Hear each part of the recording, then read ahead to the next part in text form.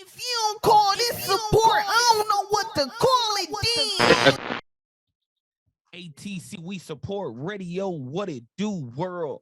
Hey, yo, man, it's your boy Peter Larry Loud, man, and I'm back with another episode of the We Support Wednesdays. And today, man, we got the homie, that boy Jizzal from the group, them Franchise Boys, man. Go ahead and say something to the people and let them know what's up, man.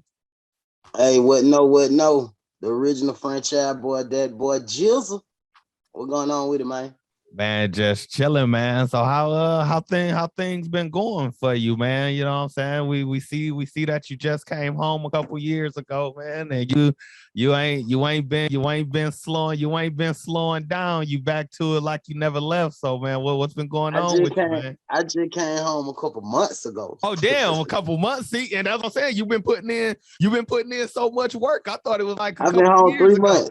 Oh, damn. I've been home 3 months. Okay, so what it's been like since you've been back home, man? Oh man, you know, it's been getting caught up on things and reinventing and trying to clean up some of the dirt on the road. You know what I mean? You know what I'm saying? Okay. But it's been good. Things are starting to come together like butt cheeks. But okay. So, man, I'm gonna go ahead and just get straight into it. You know what I'm saying? What part of Atlanta you from, man? West Side Atlanta, Martin Luther King, Bankhead, Allen Temple, Lucille Avenue. Okay, so man, for you, like growing up on the west side, you know what I'm saying, at Allen Temple, like, man, what was it like with Jizzal, you know what I'm saying, coming up as a child, you know what I'm saying, and what got us to, you know what I'm saying, to get this Jizzal that we got today, man? I mean, it was just like the typical youngin' in the hood, you know what I'm saying, trying to find his way, poverty all around you, you know what I'm saying? Everything ain't excellent at home, so it was that and me finding my way. So, I got into things just like everybody else, just trying to find my way. But rhyming is something that I always did. I've been doing that as well as other things since I was like 9 years old. So it saved me in a way, but it was a gift and a curse at the same time. But rhyming saved me, and that's something that I always did. Okay. So why do you feel like it was a gift and a curse though? Like why you feel like it was a gift and a curse? Is it because it was like you was already out there, you know what I'm saying, doing your thing and everything, and then it just kind of put more of a spotlight on you as a person, kind of thing, or like why you feel like it was a gift and a curse? It still is a gift and a curse. It's a gift and a curse because it can help you in situations, or it can make things worse in situations, being who you are. Okay, that makes sense, man. It has saved me times getting in trouble being Jizzle Man of the Franchise Boys. And it done worked against me too by lyrics from being a franchise boy.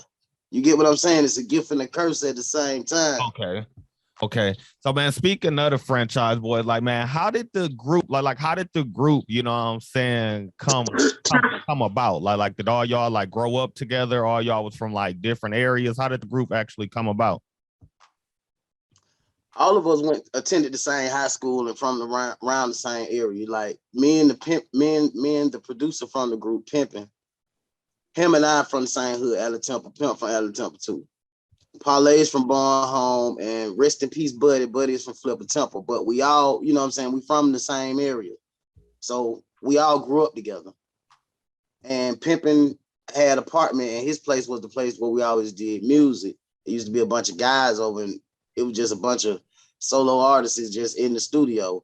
And when it came down to, music really being done and we were starting to take things serious or trying to get something done, we kind of got sorted out who was going to be who based on who wanted to put what into it. So all the other guys who used to be around the studio, it got sorted out easy. Like, okay, y'all just, you know what I'm saying? And we performed the Four Horsemen. Okay. So, man, what was it like, you know what I'm saying, at that time, like when y'all was in the studio? Because WhiteTee was y'all first big single, right? Yeah, that was our first national hit. Yeah. Okay, so it's like, man, what was the process like when y'all was in the studio that day, like making that song? Like, did y'all think that the song was gonna turn out as big as it turned out, or was y'all just in there that day, like, you know what, man, we just about to do this shit and just see where it takes us type thing? Any process of all the records that we basically did, we always just kind of just did music for around our way. So when the complete version was heard, I knew it was a hit. I knew it was big, but I just figured it'd be just big around our way. We never did record for them to be the biggest hit in the world. It just was music that we did to satisfy around our way, like the pool palace and little clubs and stuff we used to go to. Okay. Okay. So, man, do you think at that time, like, man, like a t-shirt company, like a t-shirt company or something should have gave y'all, should have started sponsoring y'all? Cause man, y'all Hey, people all over the world, you know what I'm saying? Like let man, me go let get me a white say, t-shirt, man. oh man, let me say something to you, my dog. It's kind of funny that you asked me that because I just did an interview. I just did an interview yesterday, and a dude asked me that, and I'm gonna tell you the same thing that I told him, and I ain't really told this story too many times. But you know, at the time when we did WhiteTee, we was over at Motown at Universal. We was on Okay. Universal Records then. At that time, I don't know if you know or remember who the biggest thing at Universal was, which was Nelly. Okay. Nelly was the biggest thing at Universal. At the time, you know, Nelly had the Air Force One song. I don't Right. know if you remember that. Nelly had Yeah, the yeah, Step yeah. The in Air my Force, Air Force yeah, the Air One. Force One song, yeah. Nelly had that, but Nelly was the biggest shit over there at Universal. So he was trying to get endorsed for the Air Force One. The Nike people basically told him the same thing that the t-shirts and all the t-shirt companies and Athletic Foots and Foot Locker told us. Like, no, we ain't gonna endorse y'all. What you gonna do? Pull your hit record off because you ain't getting an endorsement? Right. And See, yeah. that's basically what Nike told Nelly, and that's basically what all the companies told us. But we did get one endorsement, but it went for t-shirts, but it was for the WhiteTee song, and it was from Seagram Gin. So the song originally used to say Seagram, it used to say Bacardi in my body, but we changed it for the endorsement that we received from Seagram Gin and said Seagram Gin in my body on WhiteTee. It didn't Okay. used to say Seagram Gin. We got an endorsement, so we changed it to Seagram. Okay. Okay. So We y'all were saying did. Bacardi at first Okay, so y'all didn't end up with a t-shirt endorsement, but y'all did end up, you know what I'm saying, with an endorsement from Jen. from Seagram Gin. Yeah, and they sent us a bunch of gin too. They gave us like 25,000, some shit like that. Oh damn. Okay, see that's what's up, man. So after WhiteTee, I want to say y'all came with Lean with it, Rock with it, right? No, we came with Oh I Think They Like Me, and then we did the remix with Jermaine Dupri, Brad, and Bow Wow. Okay. Okay. So like how did that you know what I'm saying? How did that come about? Because when y'all came with the I think they like me, that's when y'all started, you know what I'm saying? Y'all started doing the little pool palace dance inside, you know what I'm saying? I mean, we were doing it in the WhiteTee too. Like, go back to the video, we were doing the same little grind and slide. You know what I'm saying? It just Right. got perfected over the years. We was always moving and grooving like that. That like, you know what I'm saying?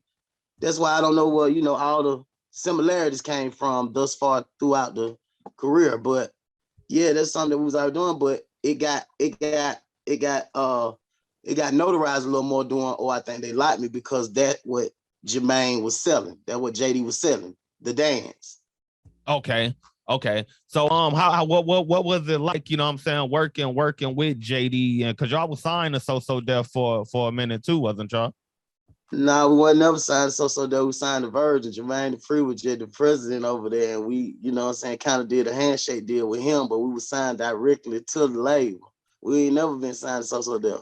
Okay, okay. It was just like you say, just It, like a little it was just a partnership. look, and it looked it good, and it made people believe, and it worked. That's all it Okay. was. Okay, so what was it like working with JD, man? Like what was it like when y'all made that I think they like me remix, you know what I'm saying? What was it like making that record? Well, actually, Oh I Think They Like Me, the original version was on the first album over at Universal. Universal didn't believe in the record. We was telling because they kept talking about it in that single after WhiteTee, and we was telling them, Oh I Think They Like Me. So they didn't believe in the record and told us it sounded too much like WhiteTee. So they dropped us. Universal dropped us. But me and Pimp kept working on I Think They Like Me, which was on the album that Universal put out on us. So me and Pimp just started working the singer, and that bitch just got hot on the street and at the colleges and the radio. And JD just took Bow Wow and Brat and jumped on it. Okay. Okay. So see, yeah, Charlie just jumped on it. You know what I'm saying? So when we got it back, we didn't know because me, Pimp, and one of our artists, Young Nut, signed to us. He was on I Think They Like Me, the original version, but we didn't know who was gonna be on the we didn't know who was on the remix before he sent it back. We didn't know who verses he kept. He ended up keeping me and Pimp verse. I guess he knew who the group was and who the artist was, because you know he's big on seeing that. So he just jumped on it. When I heard the motherfucker, I knew it was out of here. Yeah, because so with that, so he hit y'all up to do the video and everything too, or like was all that already in we motion? fuck with each other then, because we had to start being in Southside studio like all the time then and shit. We didn't even know the video was set up for Beverly Hills or being set up at all. We were just at the studio one day and Jay was like, shit, y'all ready for the video? We were like, hell yeah, when it is, because we knew that it had to be a video because the song was doing Mariah Carey numbers on the radio.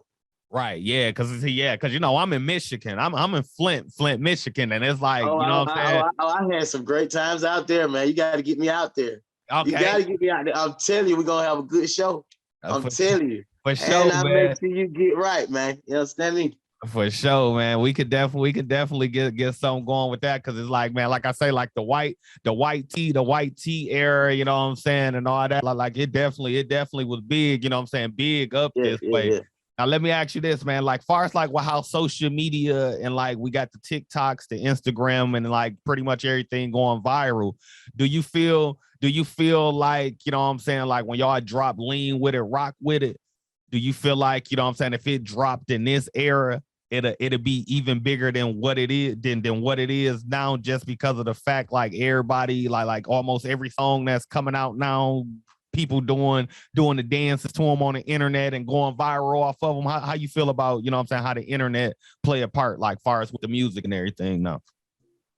If Lean With It would have came out nowadays, Lean With It took us platinum, so it's like probably double platinum or something today.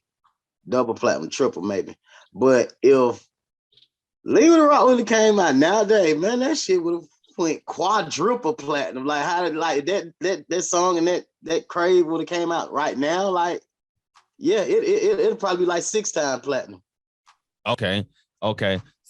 So even then, you know what I'm saying, even then when you know what I'm saying, in that era, y'all came up with like, man, how did y'all, you know what I'm saying? Because I know in Atlanta or just coming up period, a lot of people was trying to like compare y'all to like D4L and like all that. So I knew that was coming. So it's like, I knew that was coming. So like, how did y'all like deal with it and try to like, when y'all got in the studio, try to like focus on making yourself sound different so people won't get, you know what I'm saying, everything confused type thing? We didn't have to do that because we was authentic. Who you heard first? Who did you hear first?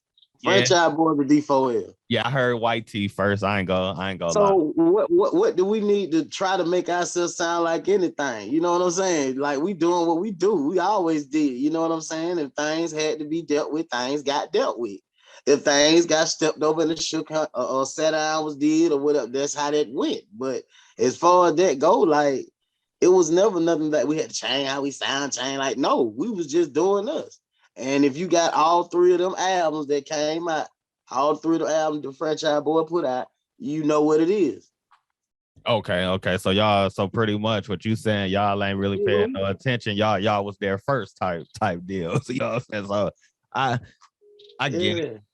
I get it. So it's like, man, in Atlanta right now, like how you know what I'm saying? Cause like back then, you know what I'm saying, they kind of like labeled that music as like snap music, you know what I'm saying? So it's like how you feel about like, you know what I'm saying, the new music and like the music, how the direction that the music going, you know what I'm saying, the music going now.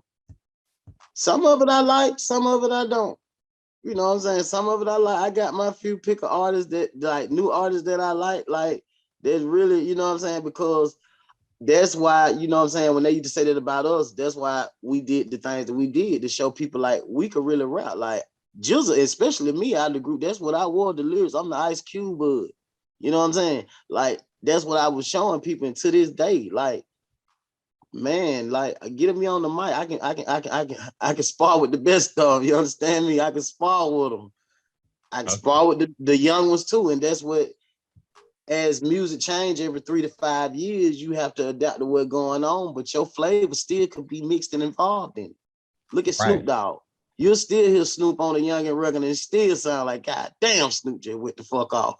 Right. Right. So, Same, same, you know what I'm saying? Same thing here. That's how I take it. And as far as the snap music and that craze, I took that as a notch under the belt, because you know we started calling ourselves kings of the snap music. okay. Yeah, man. That was Cause on even on the that. source one time.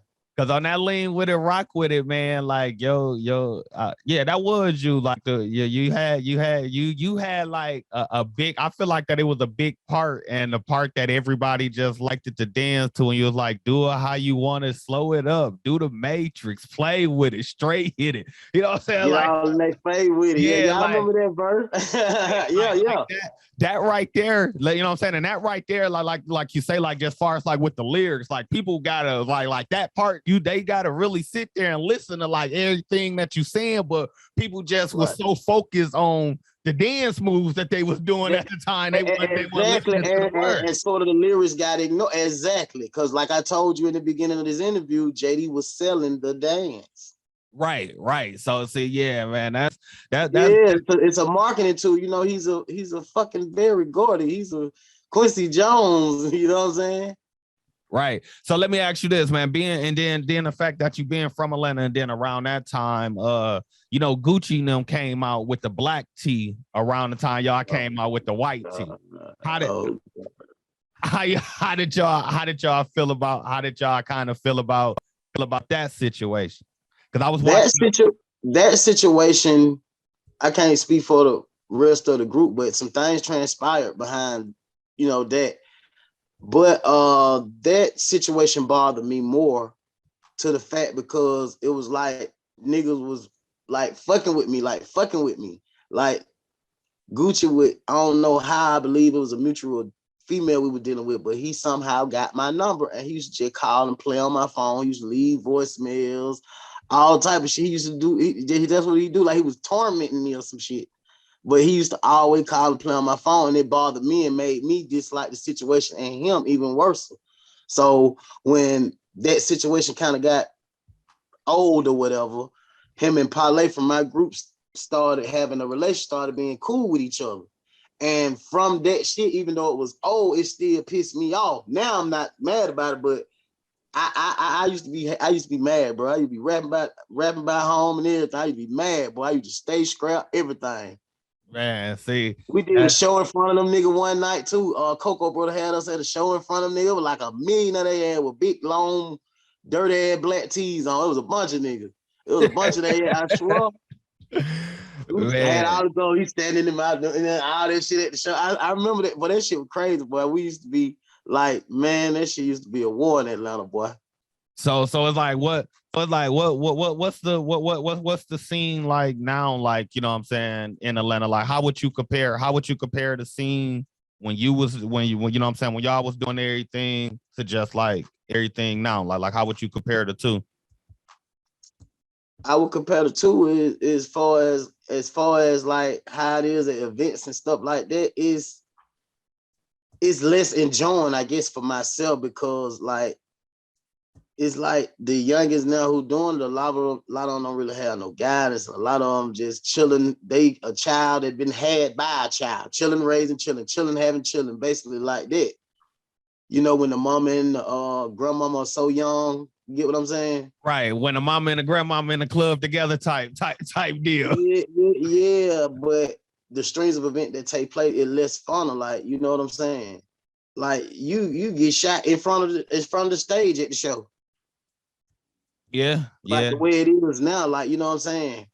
And I feel like a lot of, you know what I'm saying, a lot of sparring is taken out of it. Like when artists just get together and just spar, like they used to have a Pepsi Cola when they get artists from Houston, Atlanta, and all them, and they filming, and you had to really have balls, like really go up and rap. Makes sense. It makes sense. That, Yeah. that kind of difference in it, but for the music scene, you know, it changes, and it is what it is. Like I said, a lot of it I like, a lot of it I don't. Okay. Okay.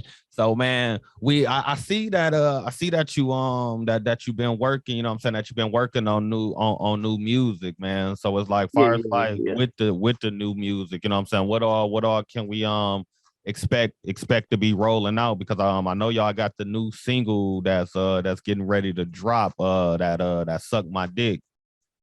Get off my Oh, dick. get off my dick. My fault. Get off my dick. I know y'all got that one. Y'all got that one. Don't put that out there like that wrong, brother, because it seems to me you trying to ruin my marketing tool already. Nah, man, it ain't What that. the fuck was that? You got to you got to be you gotta get your life together too, brother. Bro, I just my fault, bro. Look, man. You gotta get together too. I understand, and I understand because I gotta get together. I understand we both do. We're gonna work on it. Hey, he ain't done with me yet, bro. He ain't done with me yet. Right, right. That's what I be saying about me. That's what I be saying about me. I'm like, man, he's still working on me. He gonna get me right. Man, so the new single, Get Off My Dick. When Yeah. It's out right now. It's out right now. All streaming sites. It's out right now. You can get it on your phone.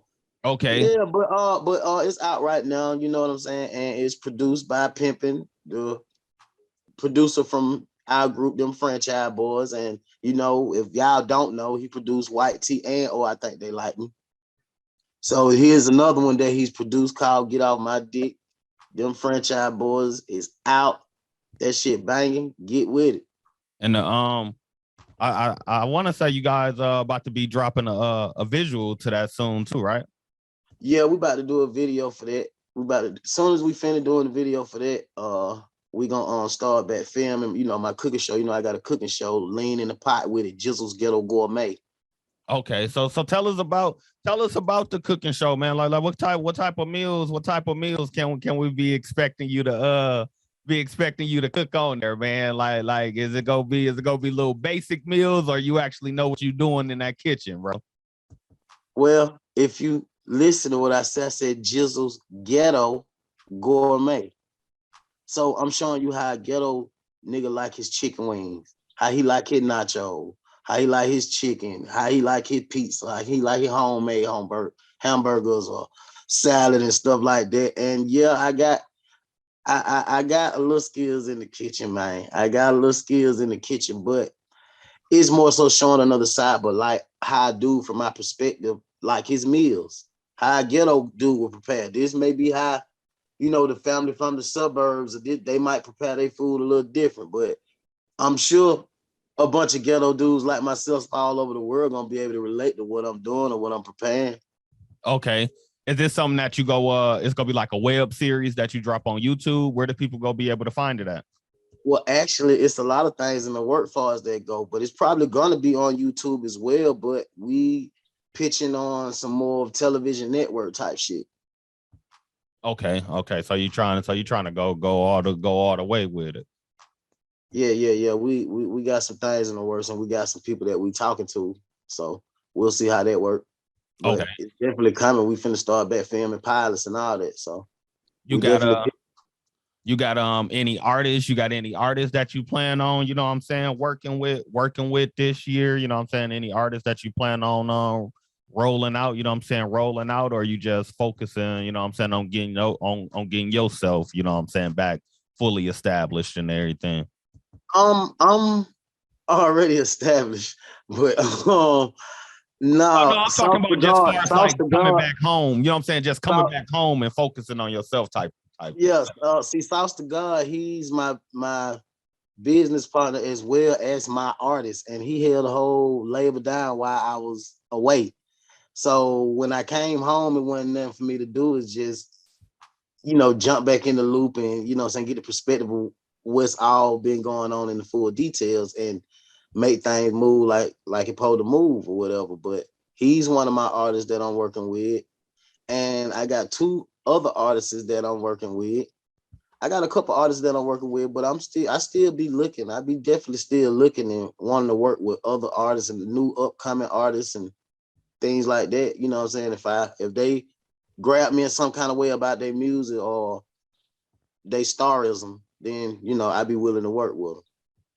Okay. Okay. So you planning on dropping any projects? How many projects you plan on dropping this year? I got one that we finishing up now called TMS Talk My Shit. We also got the record Talk My Shit, which features Young Sauce the God.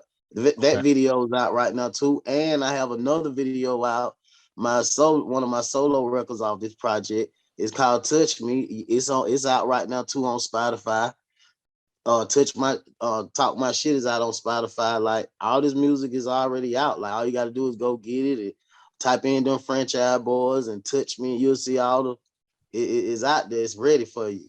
Got something new with Pastor Troy out there. It's called Get Naked. It's out too. You go on Spotify, get that too. Just go on them Franchise Boys and you'll see all these new music.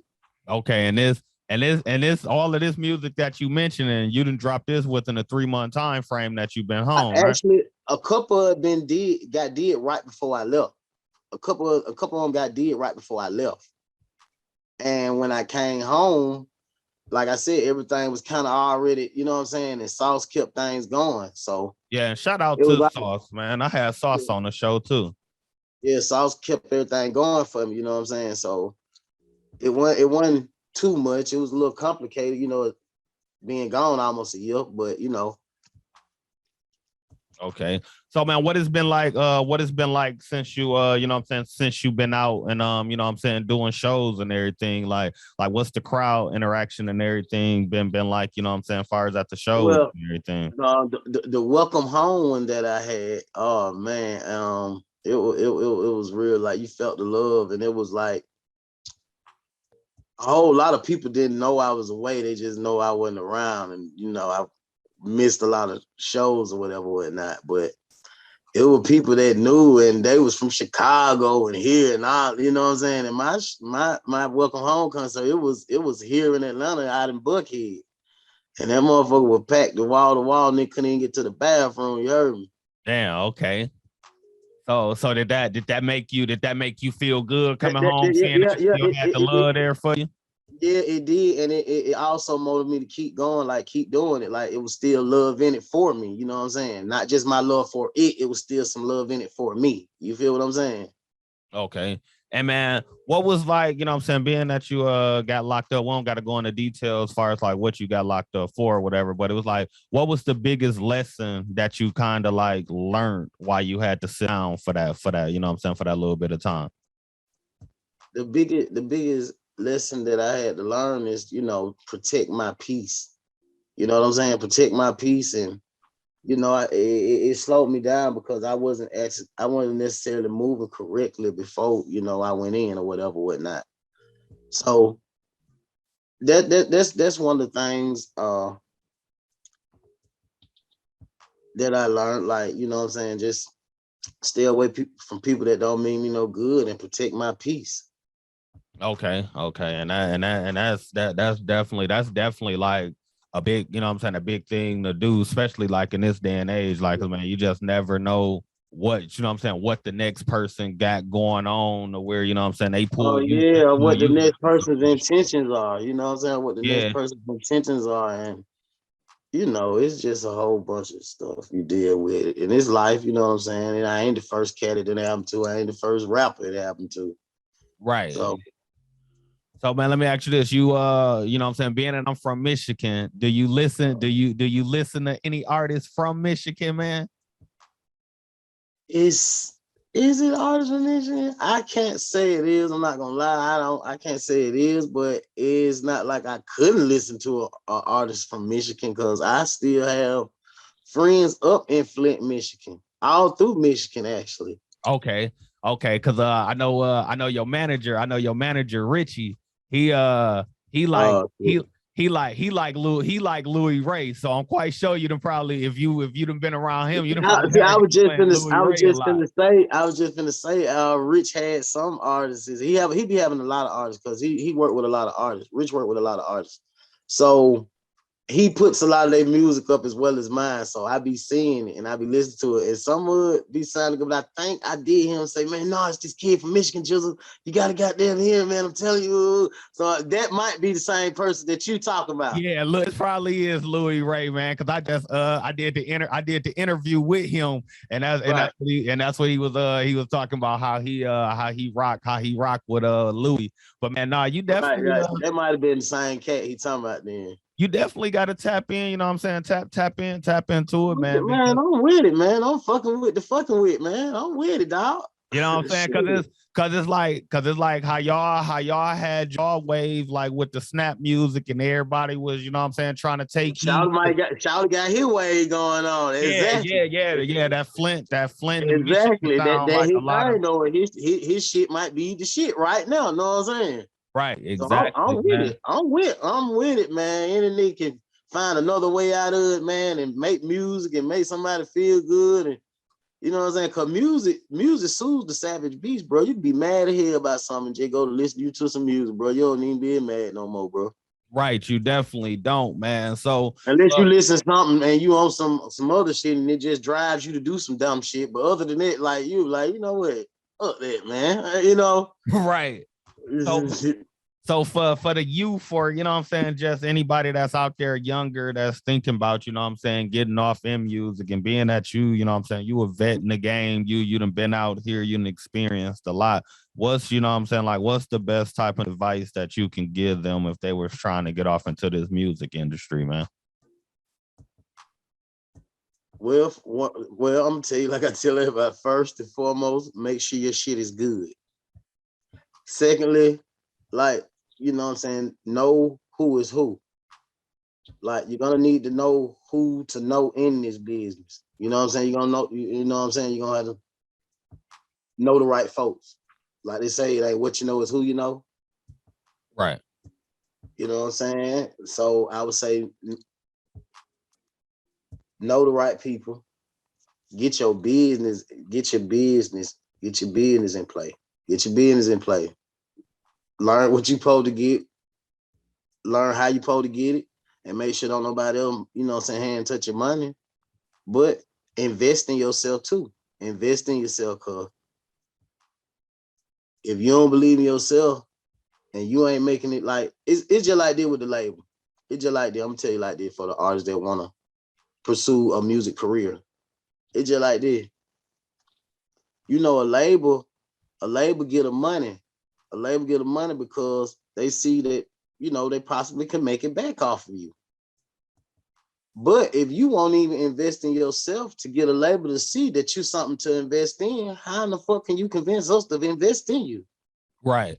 So you have to invest in yourself. So I would definitely give them 3 pieces of advice. And them 3 pieces of advice, I guarantee you'll make yourself a little millionaire if you follow them.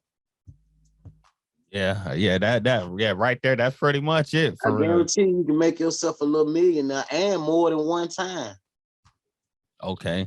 So man, and more than one time.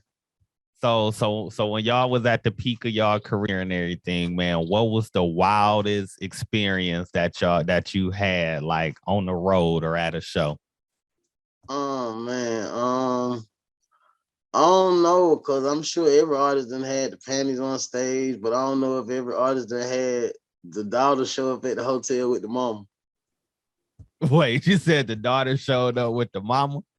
Nigga, the mama came to the after party at the mama, like she attended. It was kind of like that scene off of Don't Be a Menace when the mama busts up in the room. You know, you let mama have a baby. Exactly. Yeah, see that? I ain't bush, man. I can't make it up. I ain't bushing. That's a Mama wasn't bad looking neither. Now, mama. Okay, you say okay. Oh man, look, I can just imagine how that night probably went by you said that, man. Like you said that she showed up with nothing but a white t-shirt on. She had on a white tee. She had her sign. Mama had on a white. Mama was at the concert too. That's what I'm telling you. Oh, damn. So mom was at the okay, see, man, that's what's up, man. That's what's up. I'm trying to tell you, the mom was at the concert with the daughter. Them that I guess the daughter. That's what they do. They hang out, go kick shit, and yeah. And just end they night pretty okay, man. Right. Hey, I guess that's that saying the apple don't fall too far from the tree. That's Oh that man. situation. Man, rest in peace to my pops. He just passed away too, man. And that's something he used to always say, apple don't fall too far from the tree. That one of that nigga favorite fucking sayings, man. I ain't bullshit. They kind of funny you said that. That's something my pops was saying. My pops passed away in 2014. So I already know how that can be. I'm gonna tell you something crazy. When I was just inside, the last couple months of my stench, my dad was in there with me. Damn. I'm coming out the shower. Somebody keep calling my name. I look, it's my dad. He locked up. Man, so like, if you don't mind, And how he was got that? out like a month or so ago. He got out like maybe a month ago, and he died like maybe a week or so after him being out. Cause I had got on out before him, but I had been there like 9 months. You know what I'm saying?